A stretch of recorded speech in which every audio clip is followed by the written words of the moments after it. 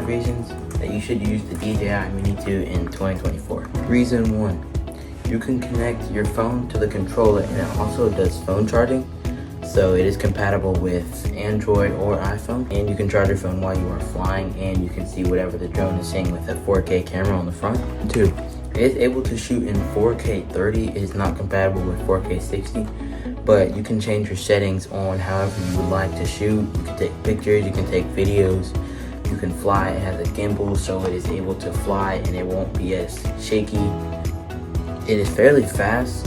So if you want to do follow shots with like a car or a person, you can do that at the speed that you would like. The drone goes about 35 miles an hour, but I don't think you need the full speed, but it's fairly fast, so you can play around with it if you like, and it's a fun drone overall.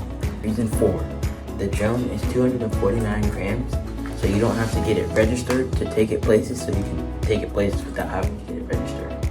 And that means that you can shoot in places that usually people who have a drone that is over 249 grams wouldn't be able to without having to get the drone registered.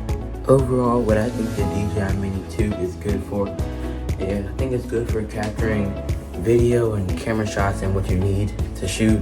I think it's good for following things that you need to follow, and I think it's just a good drone overall if you want to have a good drone that is not so expensive and not super cheap.